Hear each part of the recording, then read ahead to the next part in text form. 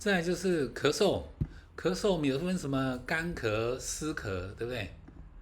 跟呼吸道有关啊，或是跟我们的咳嗽，只要它的接受器受到刺激，你就会咳嗽。那你看你哪里去受到刺激嘛？呼吸道啦，然后我们的食道有可能食道的病变去压迫，在纵隔腔啊、淋巴结肿大去压迫都有可能。然后心因性的嘛，跟心脏有关系的那这些都有可能产生咳嗽。然后主人就会问说，哎，是不是感冒？感冒怎么区别？流鼻涕，也没有嘞，他平常常感冒就一个症状而已。没有感冒最好区，它是上呼吸道，对，上呼吸道就是我们的手去稍微刺激一下它的气管，它有没有显著的咳嗽？如果这样子有显著的咳嗽，那大部分应该是跟上呼吸道感染有关系才对或是发炎有关系。那如果说是呼气性的，呼气性的罗音啊、心杂音那些有没有？吸气终了的爆裂音就是肺水肿。吸气终了的爆裂音就是肺水肿它应该跟感冒没有关系，所以听诊你也可以区别还有我们刚讲的肺音的听诊也是吸气、呼气性的问题所以当我们吸气有显著的呼吸杂音，那可能是上呼吸道感冒有关。那如果是呼气性的，那大部分都是下呼吸道那应该不是感冒，应该不是感冒所以简单区别上呼吸道、下呼吸道的杂音或是呼吸音异常，心因性的或是呼吸性的，你要怎么去区别？好，刚才有提到，包括 muffle 哈上，听起来没有听到心音，就是心音听起来很模糊，muffle 是模糊的意思那是心包肌，心包肌然后包括他会喘、会咳，然后甚至已经无力，因为血压已经很低了，心包填塞已经没有什么血压了，心脏完全送不出去血了，所以血压会很低，他根本爬都爬不起来所以也不会只有咳，也不会只有心音听起来很模糊所以它牵扯的层面很多了，牵扯层面很多所以你看第一个发炎这边提到发炎呢，包括上呼吸道、下呼吸道你要去做区别。刚讲上呼吸道就是吸气性呼吸杂音，下呼吸道就是呼气性呼吸杂音那你再去区别你至于说什么肺部有没有 abscess， 支气管性肺炎最常见，有很明显的气管支气管音在吸气的时候，空气进来的时候，b 波 b 波嘛那声音很明显的气管支气管音。那肺炎就要看你的原因是什么，比如说病毒，或是呛到吸入性的肺炎，都是在前叶肺脏的前叶为主。主人都会问你说这是不是喝奶呛到那我们就听诊先听肺叶的前叶，如果显著有罗音的，那大部分跟喝奶呛到吸入性的肺炎有关，或是病毒性的肺炎，狗瘟病毒性的肺炎都是在前叶刚开始都是前叶为主，或是你照 X 光前叶明显都变白的，那有可能是吸奶呛到。然后再来，因为我们的食道都是迷走神经控制的，所以呢，事实上我们脑部影响到包括9、10、11、12这4对脑神经就会去影响到吞咽那也有可能因为这样子去诱发咳嗽反应，也有可能，也有可能然后再来是不是跟过敏有关这边提到就是猫的阿斯玛最常见，这大部分都是急性的，还有些是有诱因，譬如说包括抽烟，抽烟是一个诱因然后在绝大多数阿斯玛就是我们的支气管壁的肌肉层细胞肥厚，肥厚的结果呢，就会导致我们的支气管的腔室变得很小，那甚至于没有空气进出，对不对？就会形成阿斯玛。所以阿斯玛要给类固醇，但是心脏病不能给类固醇心脏病给类固醇结果会让心内压更高，那就是肺水肿死得更快。所以我们碰到阿斯玛呢，要给类固醇，不是阿斯玛心脏病反而不能给类固醇。那这时候你就要去取舍。我们看心内压，对不对？就是1:1 来决定就好。1:1说只有8，你类固醇努力给都没有关系。尤其是像心丝虫、猫心丝虫，那你几乎都要给类固醇，因为它 EIP 的病变很严重，猫已经开口呼吸开始喘，类似。然后这边是适溶性球浸润性的气管支气管病变也会，那很多是跟心丝虫有关系，所以猫才有所谓的 HARD， 跟心丝虫相关性的呼吸道的窘迫症候群叫 HARD， 但是你又没有，你可以验又阴性了，但是比如说我们超音波看就是阳性了，所以它都会诱发很严重的呼吸道的病变。我的意思是这样那咳嗽，所以我们通常猫不咳嗽，只要猫咳嗽，你都要把它当作很严重。你要不管是阿斯玛，不管是 EIP，都算是很严重的病灶。所以任何的猫咳嗽都要把它当作很严重。那所有的检查能做，你都要尽量做，直到你找到原因为止。因为猫有时候死得很快。然后这边退行性的病变了这边提到是咽喉头麻痹、气管塌陷气管扩张，或是软骨不全这边这很多都是跟先天性的疾病有关。比如说包括我们的气管塌陷，它有分2种，一种是不完全塌陷你看起来好像很扁，但它还有支撑力那一种。那有一种是已经叫软骨环软化症，它是完全没有支撑力，那个就是我的意思说，有些气管塌陷它已经一段时间了，等到肺高压高起来的时候呢，它才有显著的症状，那个大部分都控制肺高压就可以了。那有一种是很年幼就发生但是它是气管完全软化，就是塌陷掉的意思。我们的气管环可以支撑2/3的气管，只有1/3是肌肉层嘛。那你这2/3如果都是软趴趴，对不对？那一下就吸不到空气了，完全没有空气了，那个就整个塞东西是很严重的一种那就一定要配合氧气。所以你发现慢性的几乎都是阿米诺皮林、acetylcysteine，然后如果柯利松不高，肝指数正常，给类固醇也可以。再就是肺高要给 VR 管，基本上这样一定可以控制那除非是我刚刚提到很幼年的软骨环软化症那一种，那个这个就不见得有反应，那个一定要装支架，一定要让气管支架才能解决然后再来创伤性的这边提到还有吸入异物，还有包括肺叶、胸腔有扭转的反应这大部分都是撞击为主。然后咳嗽当然一大部分都是跟心血管有关系然后这边非心因性的肺水肿，非心因性的肺水肿有3种，神经性的，我们讲库寻是荷尔蒙，再就是肿瘤，这3个。所以任何呼吸道的问题我们没有办法完全区别诊断。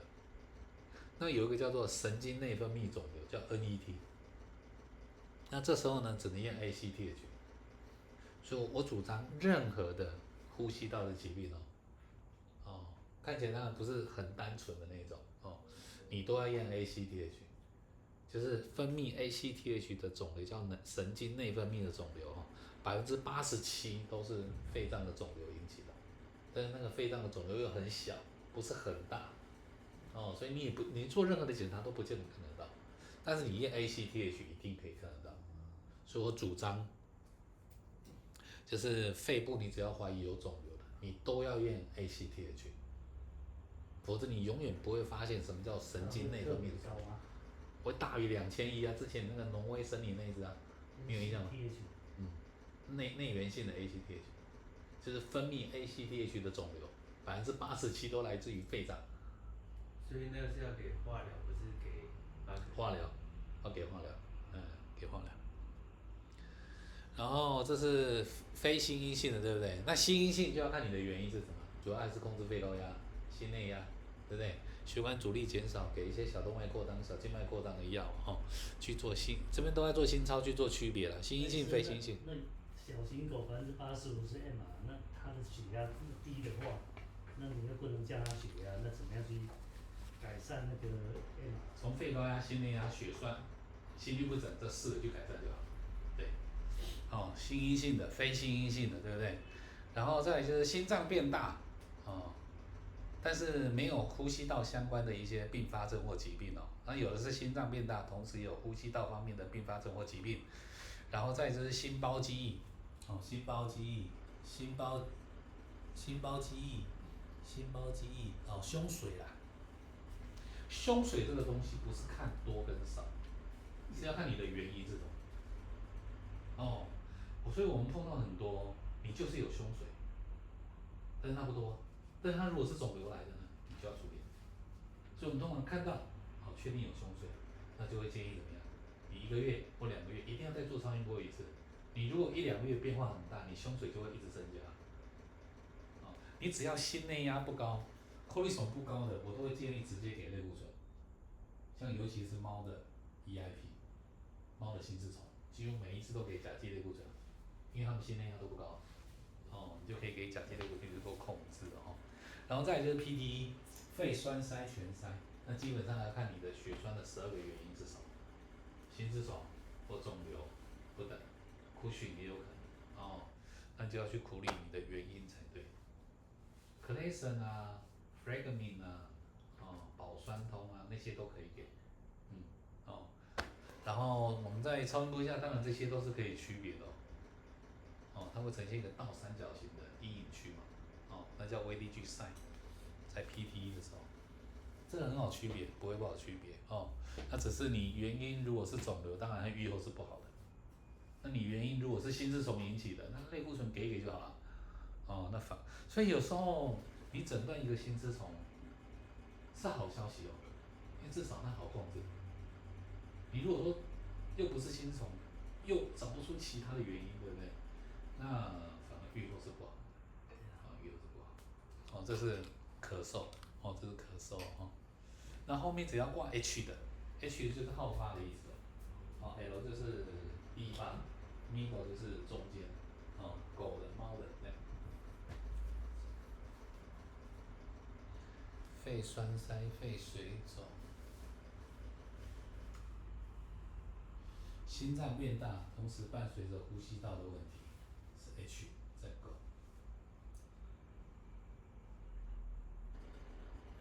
心丝虫两个都高。对呀、那它是针对就是过敏，心丝虫是过敏一种，过敏是过敏，然后它也会刺激心丝虫本身会刺激我们的肺动脉壁的肌肉层肥厚，所以肺动脉会越来越小，压力就会越来越高。在心丝虫感染以后2年之内都有可能，所以我们通常心丝虫的疗程那个建议大概是297天，但是它的病变有可能2年后才发生所以1到2年都可能跟心丝虫有关。我的意思是这样，不是说心丝虫你医好就表示它医好了，不是。它引起的，譬如说我们刚刚讲的肺动脉的肌肉层肥厚是不可逆的，那接下来就是肺高压。对，那还是跟你是心丝虫有关，或是跟心丝虫去诱发，或是心丝虫去加速你的肺高压是有关系的。不能说心丝虫你都医好了，可能跟心丝虫没有关系，这是2件事情，因为它有可能2年之内都有可能跟它有关。这是咳嗽，后面这个是什么？咳嗽的流程。咳嗽同时伴随着有呼吸困难吗 ？dyspnea 如果是的话，这边会建议是的话，镇静、氧气供应、X 光、支气管镜、排除异物、asthma、pneumonia、neoplasm、急性心脏病。我不知道嘞，dyspnea 再给镇静，可能有时候就死掉了，对不对？有的照个 X 光就死掉，你不用跟他镇静了。对啊，照个 X 光就死掉有可能，你自己看情况去判断吧。有时候来可能也只能吸氧气啊。他意思可能就是镇静以后，就是他不会这么紧张，不会。但是有的吸氧气就死掉，你认为呢？我认为要先稳定它的状况嘛。哦，你状况够稳定再说吧。主人会认为是你照 X 光把它弄死的啦。对啊，你看之前在台北开业碰到一个赤龙赤凤的，你知道吗？带一只那时候那个年代还有沙皮啊，非常小，然后摇到眼睛都看不到，那是很贵的沙皮啊。啊，你一定要给它救啊，钱不是问题啦。我说这也只能先吸氧气啊，不然我能做什么？这氧气箱里面就死掉了。我什么都没有办法，只有吸氧气而已。那有些又怪你说不积极。对，不，你也不能这样讲，因为它随时都会死掉啊。对啊，就是结果论啊。啊，对。他们都结果论而已啊。然后这边提到，你看哈，这边提到大概3周以内的咳嗽算急性，亚急性是3到8周，2个月以上叫慢性。但是小鸟就不是这样，小鸟4天到5天就算慢性哦，因为它很快就好了，或者很快就死掉，它不会拖到8周啊，对不对？所以小鸟4到5天就算是慢性了，1天2天叫做急性，4天5天叫做慢性，所以定义上有点不一样。因为我现在开始写那个鸟的血液气体的软体，那你就要去界定急性跟慢性，对，那是用的数据是不一样，对啊，好，所以跟狗猫不太一样。你看小鱼3周，然后这边提到就是有咳血吗？有，照 X 光啦，凝血测试心丝虫排除肿瘤，凝血测试心丝虫哦，这是助血原虫哦，然后再来就是影响生活品质嘛，有受到影响啊、这边提到就是有分泌物的一些咳嗽啦，然后这边提到给一些止咳的，看有没有反应的哈，然后再就是持续去监控，如果说这些都没有，你就是持续监控，那当然还要看我们刚刚那些原因嘛。是什么哦？你排除了多少哦？然后譬如说我们有显著的这边做完检查或是做完治疗就有显著的改善，那这后续就是观察而已。然后再就是有可能疾病拖到3到8周，叫亚急性哦。这边是心丝虫、助血原虫，这边提到嘛哈，你要去排除或是治疗，有你就要处理。然后再就是在感染后这边提到是上呼吸道的感染、支气管炎这些哦，然后对抗生素有反应吗？如果没有反应，那应该不是感染。所以我们通常是这样monocyte、lymphocyte 上升，那就说它是慢性的白血球项目。那如果成立感染，对不对？或是成立感染的话，你背的要显著超过5%以上，那你是不是白血球越高，还是白血球越低？白血球越低，当然愈后就不好。白血球高，它是再生性的嘛，那愈后还可以。所以你终归还是要看你的原因是什么，对抗生素有没有反应，要去监测白血球的分类，你要自己去算一下。然后这边你看心丝虫处理完，然后感染处理完，依然没有改善，那就往后做嘛。这边提到胸腔的 X 光，进一步去做诊断，对不对？然后有可能演变成慢性超过8周以上X 光，然后包括评估环境啊，抽烟。我们说过猫的阿斯玛一部分是跟抽烟有关系。我们之前碰过凤山他儿子去当兵都不能抽烟嘛，回来第一件事情就是拼命抽烟，放假回来了就是拼命抽烟，然后那只猫平常都跟他鬼混嘛，几乎一直在抽烟没有停的那种。跟他鬼混猫就跟他都在跟那个主人在一起啊，1天半就躺平，那只猫躺平了。来呢就先插管，那只猫2.7公斤左右，插管，整个管里面全部都是血水啊，70 cc 啊，它怎么呼吸？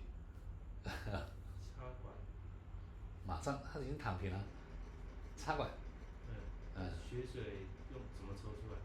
它就用倒的，倒的，猫倒立，你知道吗？插管以后，然后插管倒立，它就流70 cc 出来。这也是一个方式是啊，然后比较舒服才开始吸氧气啊，吸一吸以后不行，舌头还是黑的，它只能呼吸器接着，呼吸器就是用机器帮它呼吸啊，然后还边抽，它的分泌物，对，它类固醇赶快给它，你看你碰到什么状况去处理了。好，所以吸烟也是一个很重要的因素，一个很重要的因素哈。然后这边有包括鼻窦炎这边你要去做排除哦。那这边大部分都是给一些经验疗法。事实上鼻窦炎没有什么经验疗法不经验疗法，但很多鼻窦我们发现的时候都已经溶解掉了，都已经溶掉了。对啊，那你也做鼻窦的灌洗、采样、病理切片、培养，然后才去给药。否则他在外面可能已经看了半年、1年、2年都有啊，鼻窦炎，猫很多这个。就是打喷嚏然后流血是啊，这样。是。因为这个都要很积极的处理，不是说啊给个抗生素它就会改善，或是喷雾它会改善，不会。如果会改善，前面几年早就改善了。对啊，哦，这是流程去定义急性、亚急性、慢性。那怎么知道是鼻窦？哦，它大部分都是啊，擦鼻、流鼻涕啊，症啊，可是呼吸困难啊，开口呼吸。X 光，对，可以看到鼻窦会有时候会有单侧哦，有可能有分泌物或是流血之类，血丝不等，这几乎都是鼻窦了。对啊，我们都是建议镇静，然后鼻窦穿刺、采样、培养、病理切片，灌洗，把鼻洞跟鼻腔整个相通，这2个洞都会在啊。那你也可以装引流管，就放着，随时可以灌洗，灌到它干净为止。对，这是咳嗽。